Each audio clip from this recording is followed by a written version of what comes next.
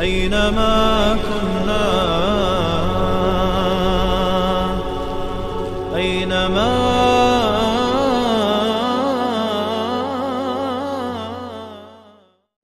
وعلیکم السلام و رحمت الله و برکاته.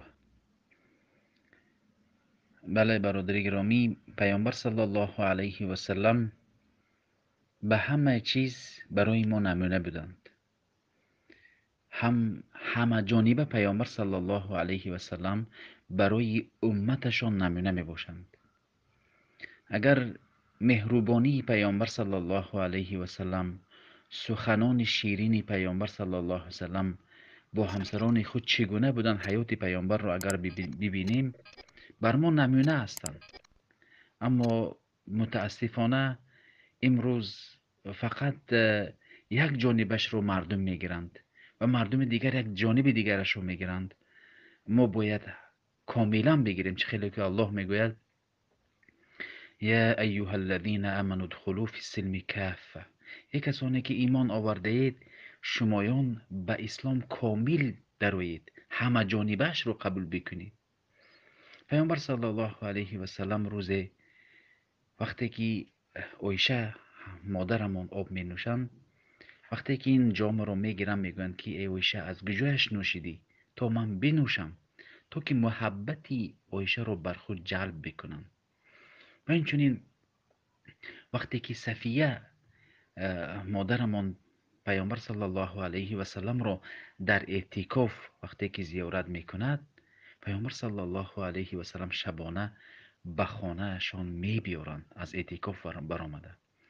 و اینچنین یکی از همسرانشان یا که صفیه بود دیگر بود، وقتی که به اسب سوار شدن شد، پیامبر صلی الله علیه و سلم پای مبارک خود را زانویشان را ماندند که تا که صفیه، یا دستشان را میگویند تا که صفیه به اسب سوار شود.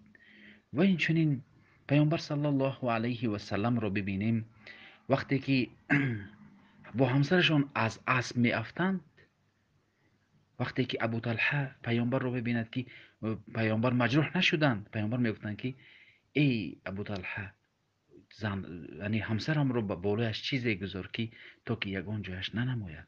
این مهربانی پیامبر صلی الله علیه و سلم بود.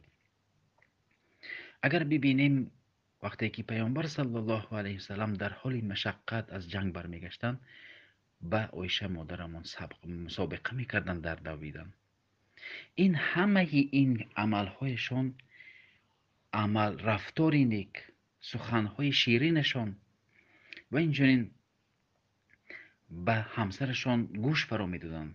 احیانا گاهی گوش میکردند. وقتی که در صلح حدیبیه ام سلمه مادرمان گفتند که ای رسول خدا، خودتان برایید شترها رو قربانی بکنید، سرتان رو بتراشید، مردم شما رو گوش میکنند. و این رو گوش کردند پیامبر صلی الله علیه و سلم. ما باید الگویمان پیامبر صلی الله علیه و سلم باشد. خدیجه رو بسیار دوست می داشتند و حیاتشان وقتی که صفیه گریه می کند، وقتی که حفصه دختری عمر ابن خطاب رضی الله عنه تو میگوید تو فرزند یهودی میگوید، پیامبر صلی الله علیه و سلم میگویند که ای صفیه، تو بگو به آنها من اگر پدرم پیامبر میباشد، شوهرم نیز پیامبر است میگوید. ببینید چگونه پیامبر صلی الله علیه و سلم مهربان بودند. و اینچنین وقتی که سری صدا میکردن به دیگر، وقتی که حضرت ابو بکر رضی الله عنه به خانه پیامبر وقتی که آمدن شنیدن که سری صدا شده است، عایشه صدایش رو بلند دارد. سپس وقتی که ابو بکر غضب میکنند تا که عایشه رو، دخترشان رو عتاب بکنند، بزنند، اما پیامبر نمیگذارند. و عایشه که جنگ کرده ایستاده بود، سر صدا کرده بود، به پس پیامبر پنهان می شود. پیامبر از ابوبکر حمایه می کنند.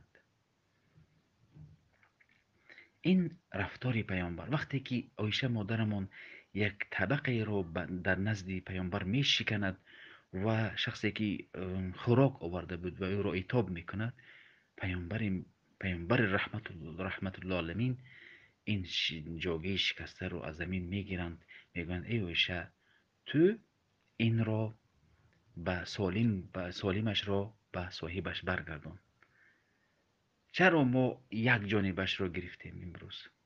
برای همین کمبودی ما هست که، یا کمبودی استازهای ما هست که بر ما درست نفهمانده است که فقط یک جانبش را گرفته است. برای همین پیامبر الله میگوید که به تحقیق پیامبر یک الگوی شما می باشند. و چگونه وقتی که یک شخصی خوراک رو به مزه میپخت به نزد پیامبر میگوید، پیامبر میگویند که همراه من عایشه میرود، اگر نرود من نمیروم. این یکی از مهربانی پیامبر است. چرا این حدیث ها رو ما یک کنار گذاشتیم؟ امروز ما دختردار هستیم، خواهر داریم که میخواهیم که شوهرهای آنها همچنان این خواهرهای ما، دخترهای ما را حرمت بکند، اما در نوبت خود زنهای خود را مثل در پیش مردم، مثلا در پیش خیش تبار حیوان خر میگوییم.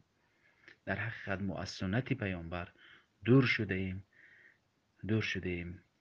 از الله خواهانیم که مایان را الله کامل بگرداند و در دین استوار بگرداند. السلام علیکم و رحمت الله و برکاته.